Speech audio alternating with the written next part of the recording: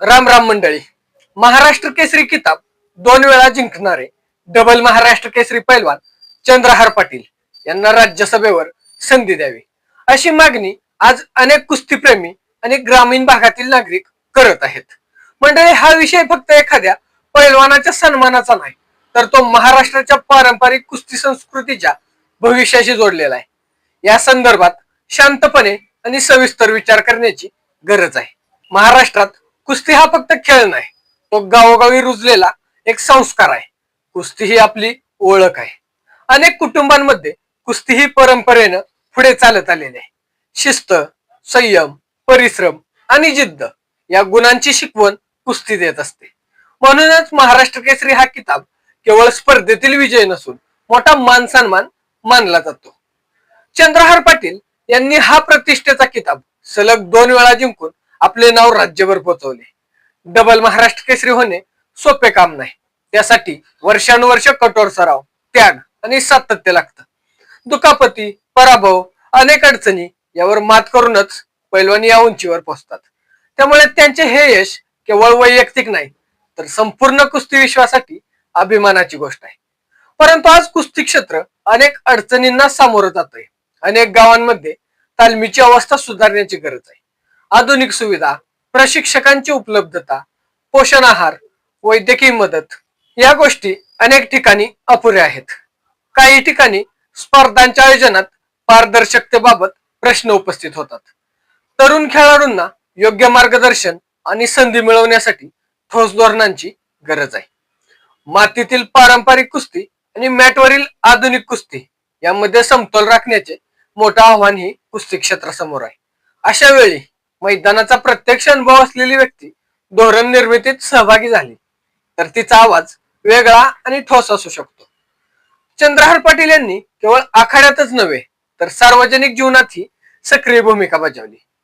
त्यांनी 2024 सालची लोकसभा निवडणूक लढवली.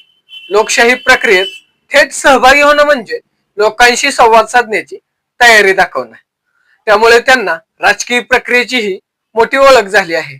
याशिवाय पैलवानकीच्या ऐन भरात, ऐन उमेदीच्या काळात त्यांनी जिल्हा परिषद सदस्य म्हणून जबाबदारी पार पाडली आहे.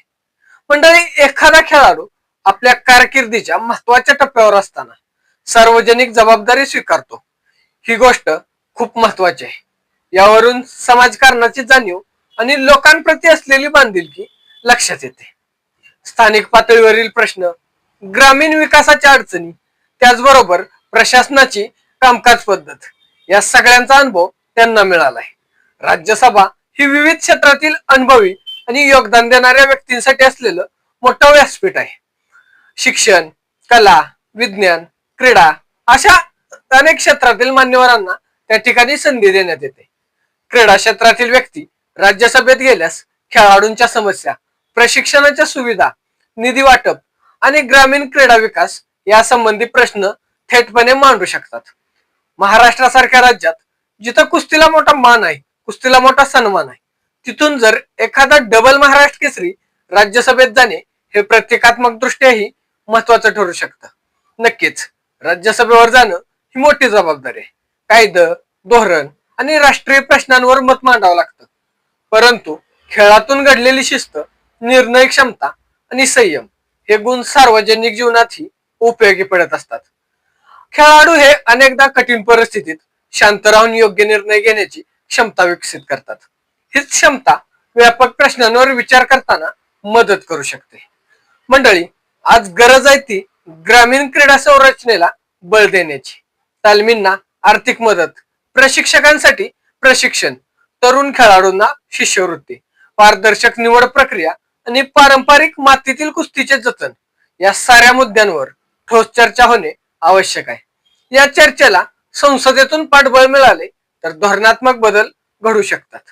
चंद्रहार पाटील यांना राज्यसभेवर खासदारकीची संधी देण्याची मागणी ही केवळ भावनिक प्रतिक्रिया म्हणून पाहता कामा नये. त्यांच्या क्रीडा क्षेत्रातील यशाबरोबरच सार्वजनिक जीवनातील अनुभव लक्षात घेऊन हा विचार पुढे नेत आहे. त्यांनी लोकसभा निवडणूक लढवली, जिल्हा परिषद सदस्य म्हणून चांगले काम केलंय आणि या कुस्ती विश्वात नाव कमावलंय. या सर्व बाबी एकत्र पाहिल्या तर त्यांचं व्यक्तिमत्व बहुआयामी असंच दिसतं. मंडळी, शेवटी निर्णय हा संबंधित नेतृत्व आणि प्रणालीकडे असतो. परंतु समाजामध्ये असा विचार पुढे येत आहे की महाराष्ट्राच्या कुस्ती परंपरेचा आवाज राष्ट्रीय पातळीवर पोहोचवण्यासाठी प्रत्यक्ष मैदानातून आलेली व्यक्ती राज्यसभेत असावी. हा मुद्दा शांतपणे, आदरपूर्वक आणि व्यापक दृष्टीने चर्चेला येणं आवश्यक आहे. महाराष्ट्राच्या मातीतील घाम, परिश्रम आणि जिद्दीचं प्रतीक असलेली कुस्ती परंपरा टिकवण्यासाठी आणि पुढील पिढ्यांना प्रेरणा देण्यासाठी योग्य प्रतिनिधित्व मिळणं अत्यंत महत्वाचं असं आहे. त्या दृष्टीनं डबल महाराष्ट्र केसरी पैलवान चंद्रहारदादा पाटील यांचं नाव चर्चेत येत आहे.